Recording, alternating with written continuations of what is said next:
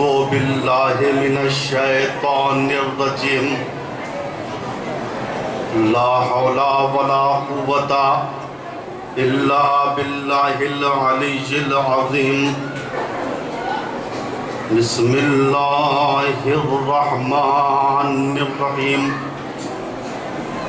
الحمد للہ رب العالمین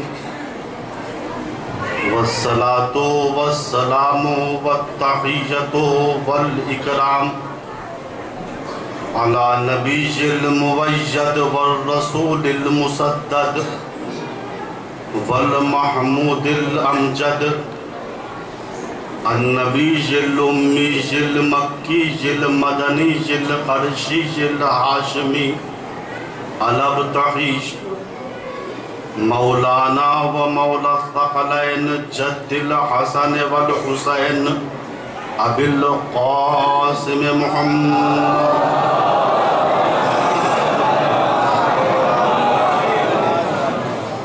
ثم الصلاة علی آلہ الطیبین الطاہرین المعصومین المظلومین من الآن الى قیام یوم الدین اما بعد فقط قال اللہ الحکیم بسم اللہ الرحمن الرحیم قل هذه سبیلی ادعو الی اللہ علی بصیرۃ انا ومن اتبعنی وسبحان اللہ وما انا من المشرکین صلوات اللہ۔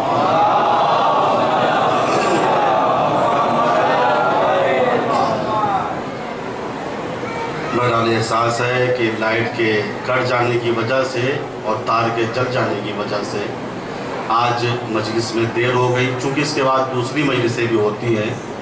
ہم انشاءاللہ ان تمام چیزوں کو مد نظر رکھیں گے اور آج شاید تھوڑا سا ہم اپنے حصے میں سے دوسرے کو دیکھیں۔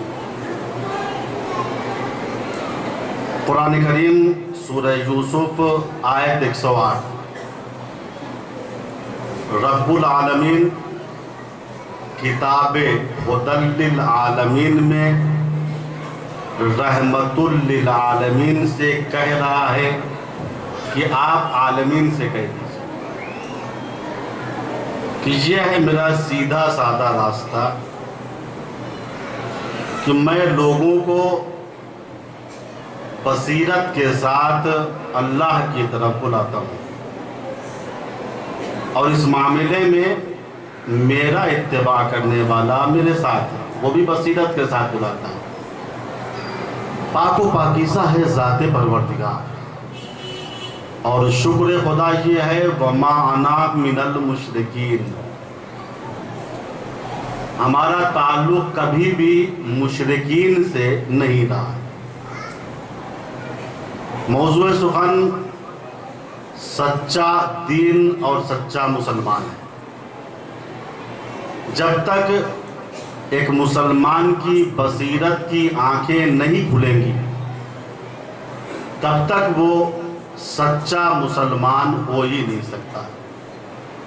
میں نے کل بصیرت کے معنی کو عرض کیا، خلاصہ یہ ہے، ایک ہے دیدہ سر، ایک ہے دیدہ دل۔ دیدہ سر سے دیکھنے کو بصارت کہتے ہیں، دیدہ دل سے دیکھنے کو بصیرت کہتے ہیں۔ بصیرت یعنی انسان کے وجود میں اللہ کی اطاعت کی وجہ سے ایسا نور پیدا ہو جاتا ہے جس کی وجہ سے وہ دین اور سیاست کے مسائل کو سمجھ لیتا ہے۔ حق کیا ہے، باطل کیا ہے، صحیح کیا ہے، غلط کیا ہے، یہ بصیرت کے ذریعے سمجھ میں آ جاتا ہے۔ سورہ انفال نے کیا کہا؟ یا ایھا الذین آمنوا ان تتقوا اللہ یجعل لکم فرقانا، اے ایماندارو اگر تم اپنے دلوں میں تقوی الہی پیدا کرو گے تو اللہ تمہیں فرقان کی نعمت سے نواز دے گا۔ یعنی تمہارے وجود میں ایک ایسے نور کو پیدا کرے گا جس کے ذریعے تم جان لو گے صحیح کیا ہے غلط کیا ہے، نوری راستہ کون ہے ناری راستہ کون ہے۔ چونکہ اگر انسان کے اندر بصیرت نہیں ہے تو صحیح معنوں میں اور سچے معنوں میں وہ مسلمان نہیں بن سکتا۔ جہاں بصیرت نہیں ہوگی وہاں فتنہ ہوگا، جہاں فتنہ ہوگا وہاں تباہی ہوگی، بربادی ہوگی، خدمشار ہوگا۔ فتنہ ہے کیا؟ بہت توجہ۔ فتنہ قرآن کریم میں کتنی جگہ پہ استعمال ہوا ہے، ایک مختصر سی گفتگو اس سلسلے میں آج بصیرت کے بعد میں کرنا چاہتا ہوں، اور یہ موضوع ہی سے مربوط ہے۔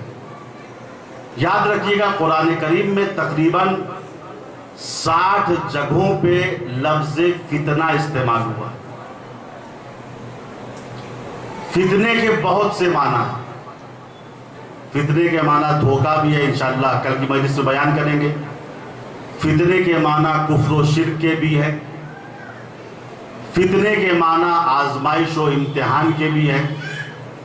قرآن میں 28 جگہ، 60 میں سے 28 جگہ لفظ فتنہ آزمائش اور امتحان کے لیے آیا۔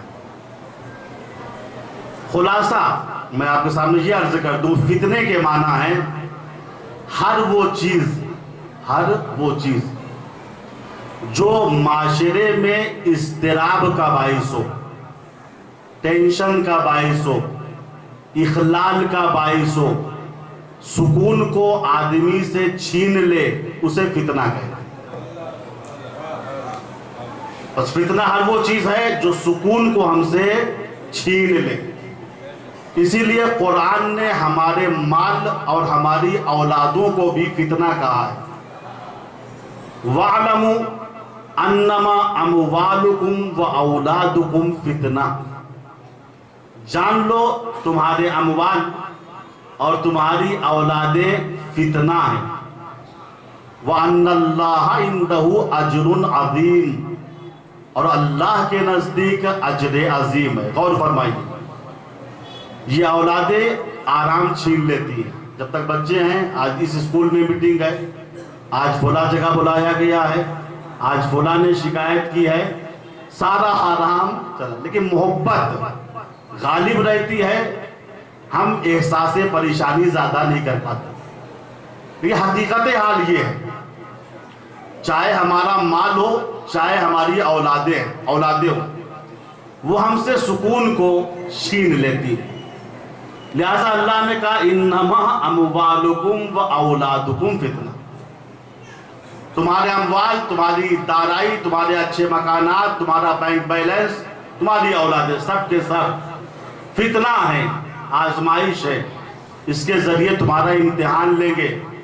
بچے کو قرآن کی تعلیم دی تھی یا نہیں دی تھی؟ بچے کو احکام بتایا تھا یا نہیں بتایا تھا؟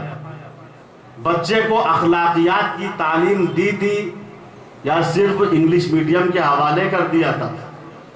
چونکہ اموال کے ذریعے، اولاد کے ذریعے امتحان ہوگا۔ یہ مال جو ہے نا، زیادہ خوش نہیں ہونا چاہیے۔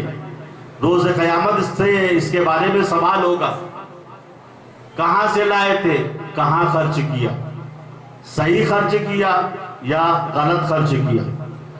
تو عزیزو، فتنہ ایک ایسی چیز ہے جو انسان کے اندر اضطراب کو ایجاد کر دے، جو انسان سے اس کے اطمینان اور اس کے سکون کو چھین لے۔ اللہ کے پیغمبر حضرت محمد مصطفیٰ صلی اللہ علیہ وسلم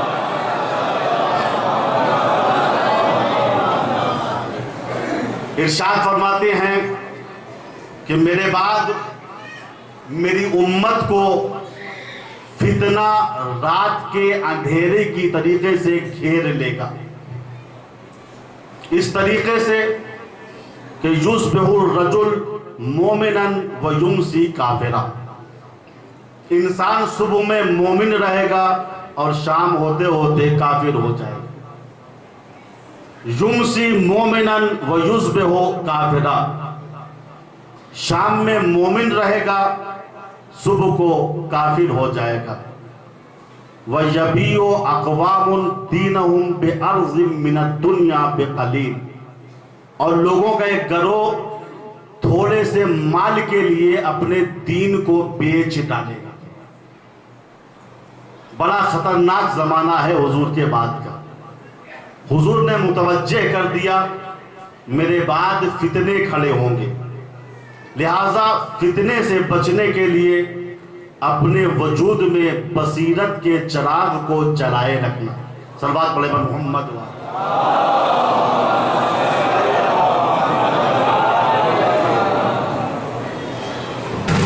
یاد رکھیے گا قرآن کریم نے 2 جگہ سورہ بقرہ میں فتنے کے گناہ کو بیان کیا۔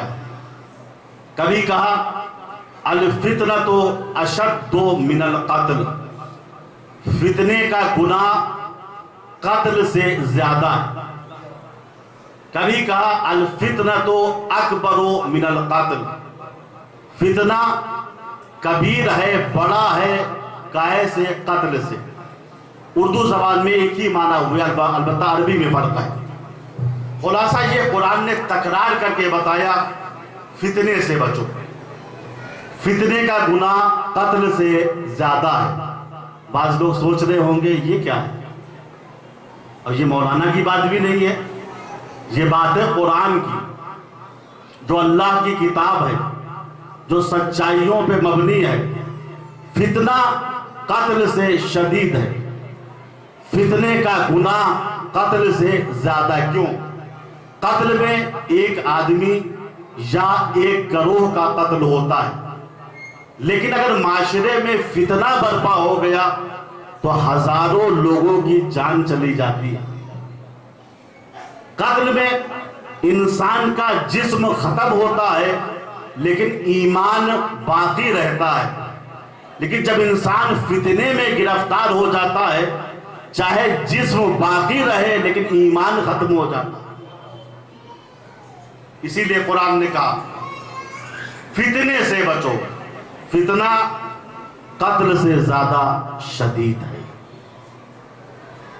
عزیزو، یہ فتنہ کب اٹھا، کیسے کیسے اٹھا، ایک پوری تاریخ ہے، لیکن بعد پیغمبر فتنہ شروع ہو گیا تھا۔ خطبہ فتقیہ میں بی بی زہرا سلام اللہ علیہا نے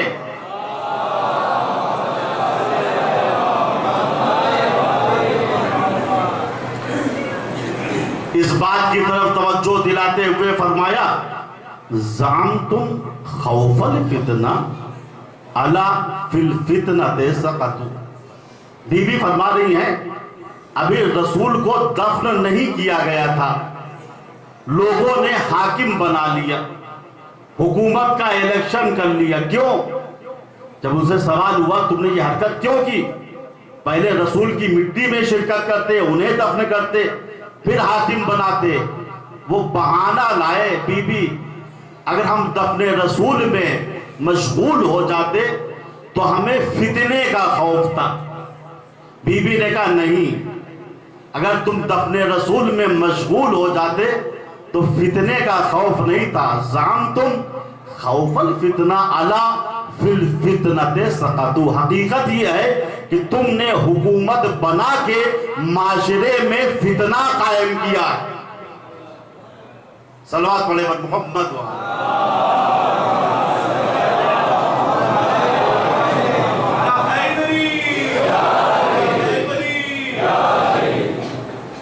عزیزو، اسلام کی جتنی جنگیں ہیں، میں نے اشارتاً ایک دن عرض کیا تھا، ساری جنگیں فتنوں کو ختم کرنے کے لیے۔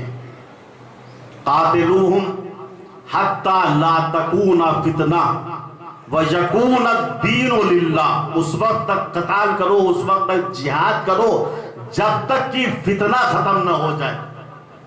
جہاد کس لیے ہے؟ فتنہ برپا کرنے کے لیے نہیں، فتنے کو ختم کرنے کے لیے۔ جہاد کی ایک مصلحت ہوتی ہے، ایک وجہ ہوتی ہے، اگر وہ وجہ بغیر جہاد کے حاصل ہو جائے، امنیت قائم ہو جائے تو جہاد کی ضرورت ہی نہیں ہے۔ قاتلوہم، قرآن کہہ رہا ہے اس وقت تک جہاد واجب ہے جب تک دنیا میں امنیت قائم نہ ہو جائے، دنیا میں سکون نہ ہو جائے، دنیا میں آرام نہ ہو جائے. غور فرمائیے عزیزو، عالم اسلام میں فتنہ کیوں برپا ہوا؟ اس کی چند وجہ آپ کی خدمت میں عرض کرنا چاہتا ہوں. سب سے اہم وجہ ہے قرآن اور شریعت کو غلط سمجھنا. سب سے اہم وجہ کیا ہے؟ قرآن اور شریعت کو غلط انداز سے سمجھنا. ٹیڑھی فکر، ہمارے کہتے نہیں فلانے کی فکر جو ہے، سوچ جو ہے بڑی ٹیڑھی ہے، ہر چیز کو الٹا ہی سمجھتا ہے. یہ الٹا سمجھنا نا، اسی نے عالم اسلام میں فتنہ برپا کیا. اگر سب قرآن کے سیدھے معنی کو سمجھ جائے، جو قرآن کی آیت کہہ رہی ہے اس پہ عمل کر لے، فتنہ ختم ہو جائے. کشاف الحقائق امام جعفر صادق علیہ السلام.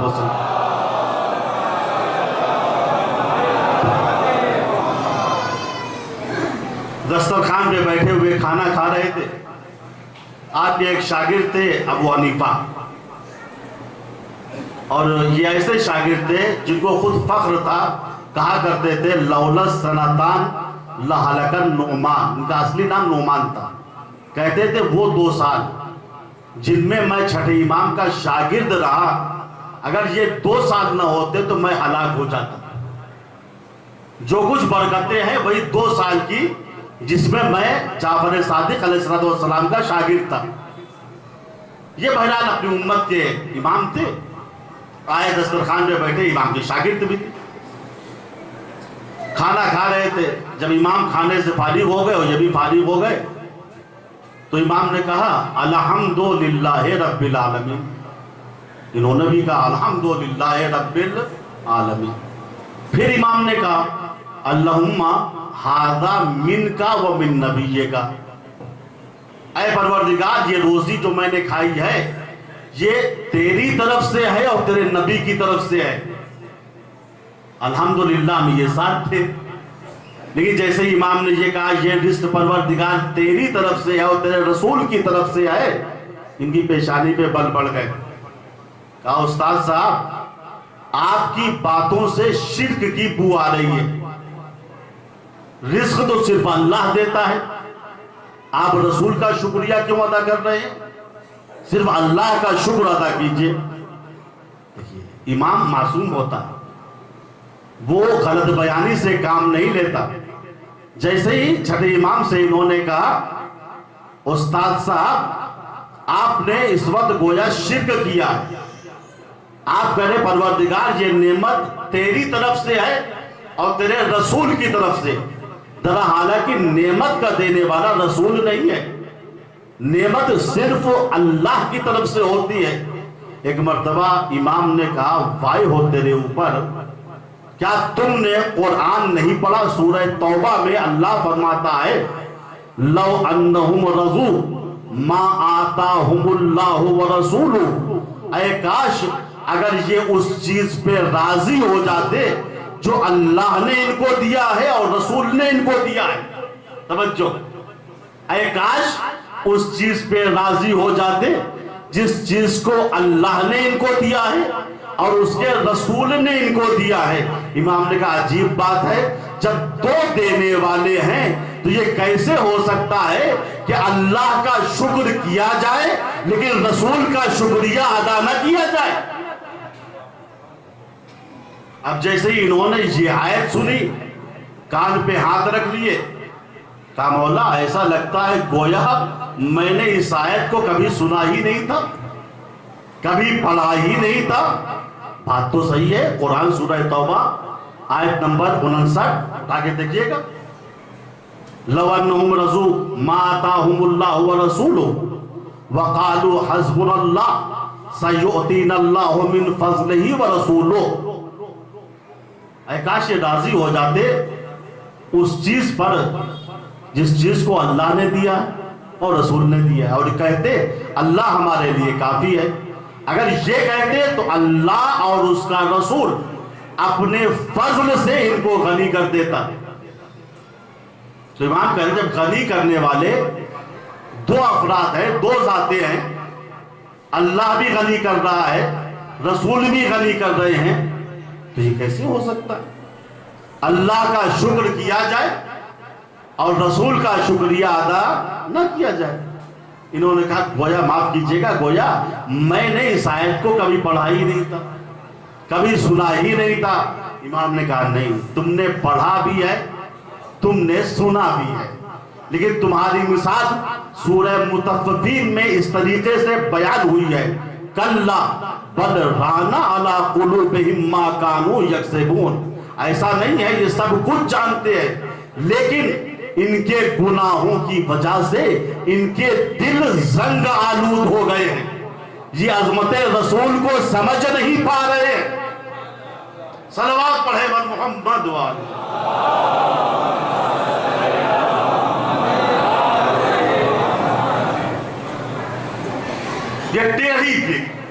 یہ ٹیڑھی سوچ اور ٹیڑھی فکر جو ہے یہ فتنے کا سبب بن جاتی ہے۔ بس اللہ اللہ ذہن میں تھا ان کے، کہ جب امام نے قرآن کو پیش اللہ ہی کہہ رہا ہے، تمہاری نمک حلالی اس وقت ثابت ہوگی جب میرے شکر کے ساتھ رسول کا شکریہ ادا کرو۔ ایک مرتبہ یہ اور آئے اور لکھا ہے جب جانے لگے تو چھٹے امام نے کہا سنو، میرے ہاتھ میں جو ڈنڈا دیکھ رہے ہو، عصا دیکھ رہے ہو، کہاں یہ عصا ہے؟ کہا یہ عصا میرا تھوڑی نہ ہے، کہاں سے ملا، کس لکڑی کا ہے؟ کہا اسے چھوڑو، اصل بات یہ ہے حاذہ عصا رسول اللہ، یہ ڈنڈا جو میرے ہاتھ میں ہے، عصا میرے ہاتھ میں ہے، یہ رسول کا عصا ہے۔ یہ جا چکے تھے بہت دور تک، جیسے ہی انہوں نے سنا کہ رسول کا عصا چھٹے امام کے ہاتھ میں ہے، دوڑ کے آئے، چاہا کہ لپک کے چوم لے، توجہ، چاہا کہ لپک کے چوم لے۔ اے بھائیا تم لاٹھی کیوں چوم رہے ہو، لکڑی کیوں چوم رہے ہو؟ توجہ، آج ہمارے اوپر اعتراض ہوتا ہے نا کہ شیعہ لکڑی چومتے ہیں، لاٹھی چوم لیتے ہیں، نہیں، ہم لکڑی نہیں چومتے، ہم نسبت دیکھتے ہیں۔ انہوں نے نسبت دیکھی، جیسے ہی سنا یہ عصا رسول کا ہے تو تقاضائے ایمان یہ ہوا چونکہ رسول کا عصا ہے جلدی سے بوسہ لے لیا جائے، دوڑے۔ اب یاد رکھیے گا، اگر نسبت دیکھ کر بوسہ لینا بدعت ہوتا تو یہ بوسے لینے کی ہمت ہی نہ کرتے، لیکن ان کی نگاہ میں سچا مومن وہ تھا جب نسبت سنے اس چیز کا احترام کرے۔ چھٹے امام نے کہا یہ ڈنڈا میرے ہاتھ میں دیکھ رہے ہو نا، یہ رسول کا ڈنڈا ہے، رسول کا عصا ہے۔ دوڑ کے آئے، چار چومے، امام نے ڈنڈا پیچھے کر لیا، کنارے ہاتھ بڑھا دیا، کہا اس کو چومو۔ کہا وہ کس لیے؟ کہا ھذا دم رسول اللہ، ھذا لحم رسول اللہ، یہ رسول کا گوشت ہے، یہ رسول کا خون ہے۔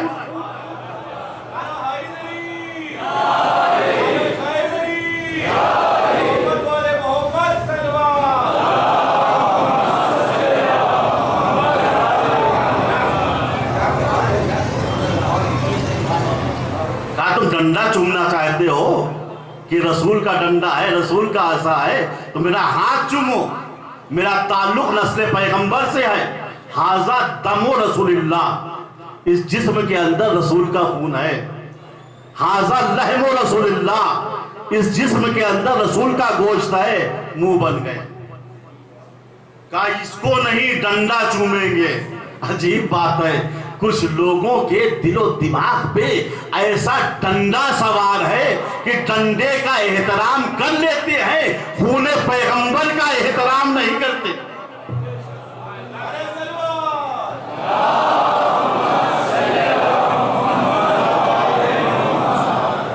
ایک اور صلوات پڑھے گا محمد۔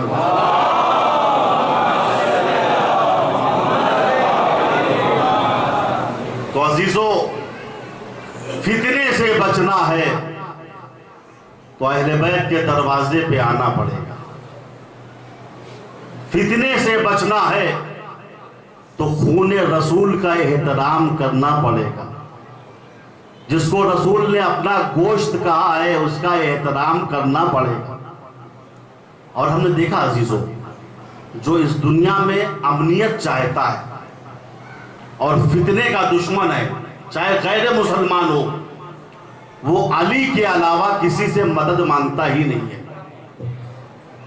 یہ ایران کے ایک عالم دین تھے، انہوں نے اپنی کتاب میں یہ واقعہ لکھا، کہتے ہیں چونکہ یہ واقعہ خود میرے ساتھ پیش آیا ہے لہٰذا میں نقل کرتا ہوں۔ وہ کہتے ہیں میں تہران جا رہا تھا ایک سفر پہ، بس کا سفر تھا، میرے بغل میں ایک یہودی بیٹھا ہوا تھا جس کا نام تھا موسیٰ کلیمی۔ موسیٰ کلیمی۔ تھوڑی دور جب بس چلی تو آپس میں گفتگو ہونے لگی، تمہارا دین کیا ہے؟ انہوں نے کہا کہ ہم یہودی مسلک سے متعلق ہے۔ کہا ہم تو مسلمان ہیں۔ کہا کوئی بات نہیں، انسانیت کا مذہب تو ایک ہی ہے، ہم بھی انسان ہیں آپ بھی انسان ہیں۔ بات ہوتی رہی۔ ایک مرتبہ یہ عالم دین کہتے ہیں میں نے اس یہودی سے پوچھا موسیٰ کلیمی صاحب یہ بتائیے ہم مسلمانوں پہ جب مشکل پڑتی ہے تو ہم مشکل کشا علی کو بلاتے ہیں، جب تم مشکل میں گرفتار ہوتے ہو تو کس کو بلاتے ہو؟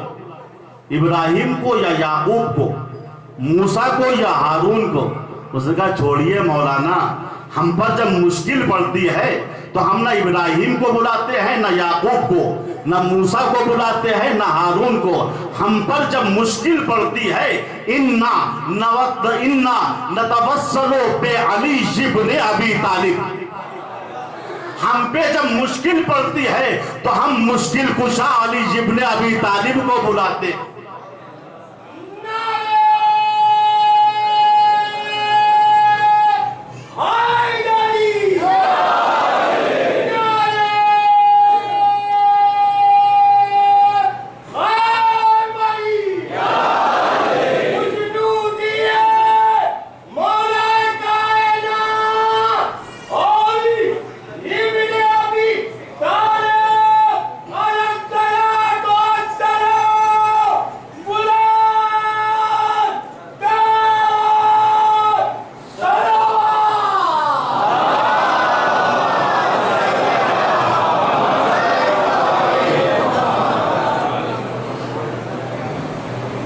ہم جو ہے مشکل کشا علی ابن ابی طالب کو مدد کے لیے بلاتے ہیں۔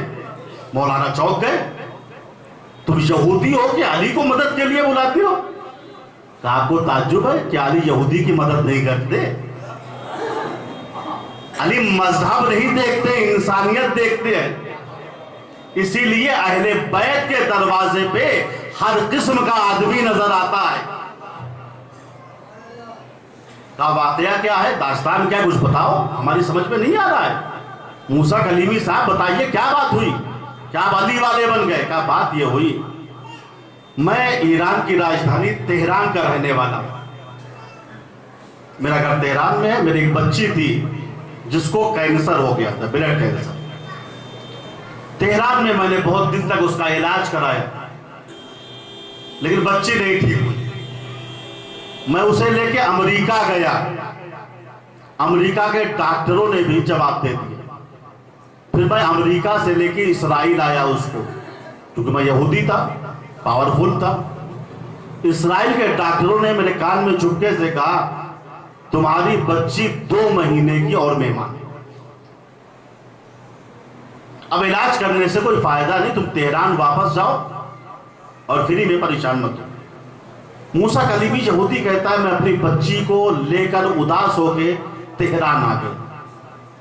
1 مہینہ گزر گیا، 1.5 مہینہ گزر گیا، یہاں تک کہ دوسرا مہینہ گزرنے والا تھا۔ اچانک ایک دن شام کے وقت میری بچی گر کر بے ہوش ہو گئی۔ ہم سمجھ گئے کہ اب یہ بچی ہوش میں نہیں آئے، اس کا وقت 2 مہینہ پورا ہو گیا ہے۔ ہم لوگ رونے لگے، رشتہ داروں کو فون کر دیا، سب جمع ہو گئے۔ پھر یہ یہودی کہتا ہے کہ وہ دن 19 ماہ رمضان کا دن تھا۔ غروب آفتاب کے بعد تہران کی مسجدوں سے یا علی کی آوازیں آنے لگی۔ میری زوجہ نے ایک مرتبہ ایک مسجد کا رخ کیا اور کہا یا علی تم مشکل کشا ہو، میں نے سنا ہے تم سب کی مدد کرتے ہو، آپ ہماری بھی مدد کر دیجئے، پوری عمر ہم آپ کا احسان نہیں بھولیں گے۔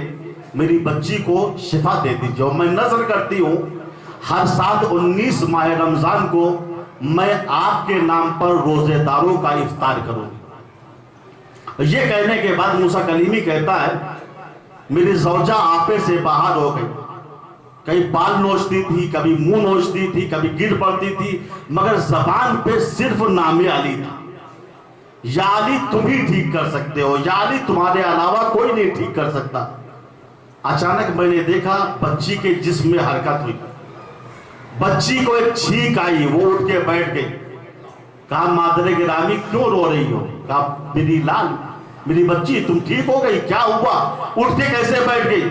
کہا مادر گرامی جس کا نام لے کے تم رو رہی ہو وہی عالم غفلت میں میرے پاس آیا تھا، اور اس نے اپنے ید قدرت سے مجھے مس کیا اور میں شفا یاب ہوں۔ یہ ہے علی۔ عزیزو، جو آج مسلمان اعتراض کرتے ہیں نا، شیعہ علی کو بلاتے ہیں، اہل بیت والے علی کو بلاتے ہیں، علی مدد کیسے کرتے ہیں؟ عزیزو یاد رکھنا، جو علی یہودیوں کی درخواست کو رد نہ کرے، وہ اگر اپنے شیعوں کی مدد کرے تو تم کو تعجب نہیں ہونا چاہیے۔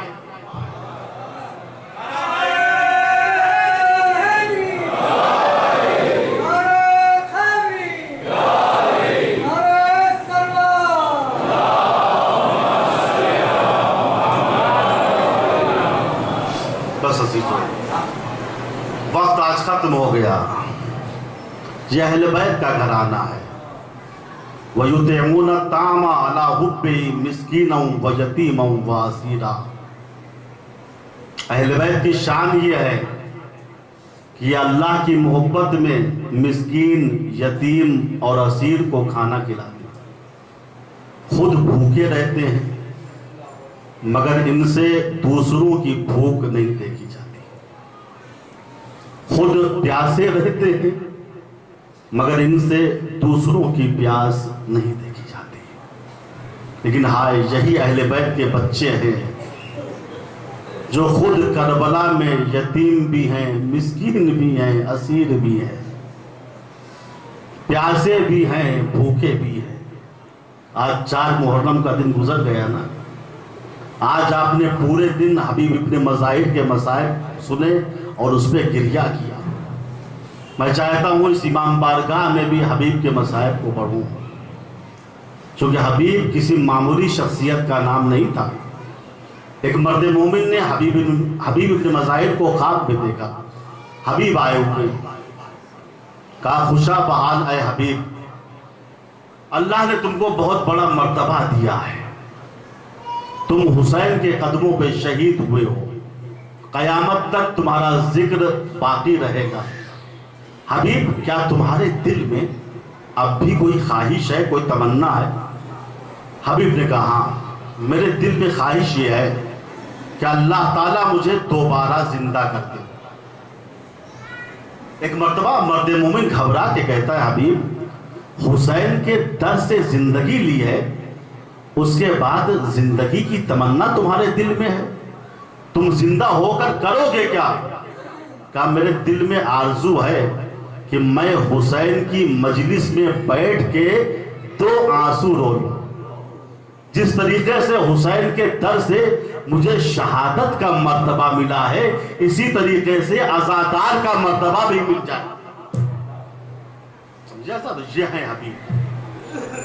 4 محرم جب کربلا میں نمودار ہوئی تو چاروں طرف سے لشکر پہ لشکر آنے لگا، قتل حسین کی تیاریاں ہو رہی تھی۔ کبھی سنان کا لشکر آیا، کبھی خولی کا لشکر آیا، کبھی شبس ابن ربی کا لشکر آیا، لشکر پہ لشکر آ رہا ہے۔ ثانیہ زہرا روتی ہوئی خیمہ حسین میں آئی، کہا بھیا لشکر پہ لشکر آ رہا ہے، فوج پہ فوج آ رہی ہے، کیا کوفے میں آپ کا کوئی چاہنے والا نہیں ہے جو آپ کی مدد کے لیے کربلا آ جائے؟ حسین نے سر جھکا کے گریہ کرنا شروع کر دیا۔ بہن زینب، اس عالم غربت میں قریب حسین کی کون مدد کرے گا؟ جناب زینب نے کہا بھیا مجھے یقین ہے چاہے پورا کوفہ ساتھ چھوڑ دے مگر حبیب ابن مظاہر آپ کے ساتھ کو نہیں چھوڑے. بھیا خط لکھ کے حبیب کو بلا لو. حسین ابن علی نے خط لکھنا شروع کیا. من الحسین الغریب المظلوم. یہ خط حسین غریب مظلوم کی طرف سے الى رجل فقیہ حبیب ابن المظاہر الاسدی. رجل فقیہ حبیب ابن مظاہر اسدی کے نام. خط کا مضمون کچھ اس طریقے سے تھا. یا حبیب انت تعلم قرابتنا من جد رسول اللہ وانت تعلم بنا من غیرک. حبیب تم رجل فقیہ ہو, سمجھدار انسان ہو, تم دین جانتے ہو, مذہب جانتے ہو, شریعت کی تعلیمات کو جانتے ہو, میری قرابت رسول سے جانتے ہو. حبیب تم سب جانتے ہو مگر ایک بات نہیں جانتے جو میں لکھ رہا ہوں. حبیب میں نرغے عادہ میں گھرتا چلا جا رہا ہوں. حبیب میں مصیبتوں میں گرفتار ہوتا چلا جا رہا ہوں. حبیب میں تم کو زحمت نہ دیتا مگر کیا کروں, میرے ساتھ فاطمہ زہرا کی بیٹیاں ہیں.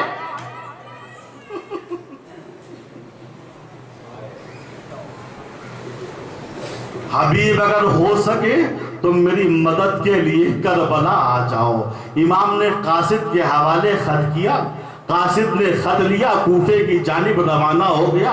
لکھا ہے حبیب کوفے میں اپنے گھر کے اندر بیٹھے ہوئے زوجہ کے ساتھ کھانا تناول فرما رہے تھے. لقمہ گلوگیر ہوا. زوجہ نے کہا ایسا لگتا ہے کوئی مہمان آ رہا ہے. اتنے میں دق الباب ہوا. حبیب نے پوچھا من علی الباب, دروازے پہ کون ہے؟ ادھر سے آواز آئی انا برید الحسین, میں حسین کا قاصد ہوں. حبیب نے جیسے ہی اپنے مولا کا نام سنا گھبرا کے دروازے پہ آئے. مولا کا خط لیا, چوما, آنکھوں سے لگایا, پڑھنا شروع کیا. حبیب تم رجل فقیہ ہو, سب کچھ جانتے ہو, دین جانتے ہو, مذہب جانتے ہو, میری قرابت رسول سے جانتے ہو, ایک بات نہیں جانتے وہ میں لکھ رہا ہوں. حبیب میں مصیبتوں میں گرفتار ہوتا چلا جا رہا ہوں.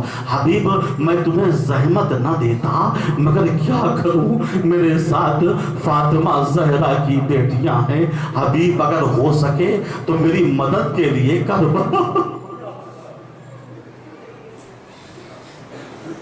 حبیب خط پڑھ رہے ہیں, گریہ کر رہے ہیں. اچانک کچھ یاد آیا, آنسو پوچھا, خط کو جیب میں رکھا, دسترخوان پہ آ کے بیٹھ گئے. چونکہ عزیزو کوفے کا ماحول بہت خراب ہو چکا تھا. کسی کو کسی پہ اعتبار نہیں تھا. نہ زوجہ کو شوہر پہ اعتبار تھا, نہ شوہر کو زوجہ پہ اعتبار تھا. حبیب آ کے دسترخوان پہ بیٹھ گئے. زوجہ نے پوچھا حبیب کس کا خط تھا؟ حبیب نے سر جھکا کے کہا حسین ابن علی کا خط تھا. کہا کیا لکھا ہے؟ کہا مدد کے لیے کربلا بلایا ہے. حبیب پھر تم نے کیا سوچا؟ حبیب نے ایک نفسیاتی جملہ کہا, میں یہ سوچتا ہوں اگر میں کربلا چلا گیا تو میرے بعد تیرا کیا ہوگا. میں اتنا سننا تھا. وہ مومنہ دسترخوان پہ کھڑی ہو گئی, آواز دی وائے ہو حبیب, فرزند زہرا تم کو مدد کے لیے بلا رہا ہے اور تم میری فکر کر رہے ہو. حبیب اگر تم نہیں جاؤ گے تو میں نصرت حسین کے لیے جا رہی ہوں. حبیب رونے لگے. کہا نہیں, میں تو تیرا امتحان لے رہا تھا. میرا مولا حسین مدد کے لیے بلائے اور میں نہ جاؤں. حبیب نے غلام سے کہا جا فلاں خرابے میں گھوڑا لے کے میرا انتظار کر. غلام خرابے میں گیا, حبیب کا انتظار کرنے لگا. علماء فرماتے ہیں حبیب کے جانے میں کچھ دیر ہو گئی. غلام نے دیکھا گھوڑے کی آنکھوں سے آنسو ٹپک رہے. غلام رو کے کہنے لگا اے اسب باوفا, میں سمجھ گیا میرا مولا بڑی مظلومیت کے عالم میں ہے, تھوڑی دیر رک جا. اگر حبیب نہ آئے تو میں تیری پشت پہ سوار ہو کے نصرت حسین کو جاؤں گا۔ اتنے میں حبیب پہنچ گئے، کہا شاباش غلام، تو نے حق نمک خواری ادا کر دیا، جا میں نے تجھے راہ خدا میں آزاد کر دیا۔ اتنا سننا تھا، غلام قدموں سے لپٹ گیا، مولا جب تک دنیاوی معاملہ تھا مجھے ساتھ میں رکھا، جب آخرت کا معاملہ آ گیا تو مجھے آزاد کر رہے ہیں۔ بس آزادارو، حبیب گھوڑے پہ سوار ہوئے، کربلا کا رخ کیا۔ حسین کی نگاہیں کوفے کی جانب بلند ہیں۔ ایک مرتبہ کوفے کی جانب سے غبار اٹھا، حسین کی نگاہ غبار پہ پڑی، آواز دی بھیا عباس آگے بڑھو، علی اکبر آگے بڑھو، قاسم آگے بڑھو، اور محمد آگے بڑھو، میرے بچپن کا دوست حبیب ابن مظاہرہ۔ لکھا ہے حبیب حسین کے قدموں سے لپٹ کے یہ کہہ رہے تھے، مولا میں نے آنے میں دیر تو نہیں کی؟ کہا نہیں حبیب، تم وقت پہ آ گئے۔ اصحاب حسین نے جب حبیب کو دیکھا تو تکبیروں کی صدائیں بلند کرنے لگے، اور جب یہ تکبیروں کی صدائیں ثانیہ زہرا جناب زینب کے کانوں میں گئی تو کہا فضا یہ کون آیا ہے کس کے آنے پر اصحاب حسینی خوشیاں منا رہے ہیں، تکبیر کی صدائیں بلند کر رہے ہیں؟ فضا نے کہا شہزادی حسین کے بچپن کے دوست حبیب ابن مظاہر آئے ہوئے۔ ثانیہ زہرا نے کہا فضا جاؤ حبیب کو میرا سلام کہہ دو۔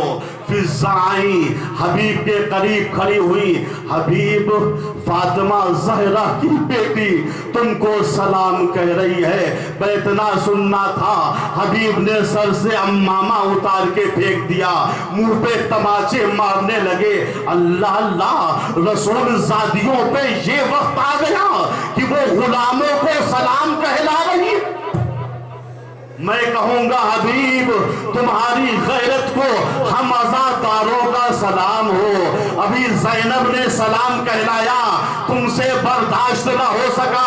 ذرا عصر عاشور کی بات آ کے دیکھو، خیموں سے دھواں اٹھ رہا ہے، زینب کے سر سے چادر چھینی جا رہی ہے، بچوں کو تماچے لگائے جا۔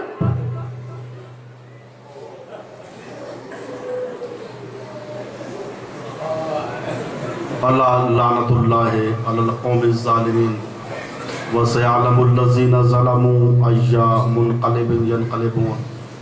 خدایا اس مختصر سی عبادت کو قبول فرما لے۔ خدایا جو ہم میں پریشان حال ہیں ان کی پریشانیوں کو دور فرما۔ خدایا جو ہم میں مقروض ہیں ان کے قرضوں کو ادا فرما دے۔ خدایا جو ہم میں بیمار ہیں بحق بیمار کربلا ان سب کو شفائے کاملہ و عاجلہ عطا فرما۔ خدایا ہم سب کو سچا مسلمان بنا۔ خدایا ہم سب کی عاقبت بخیر فرما۔ خدایا ہمارے مرحومین پہ نظر کرم فرما۔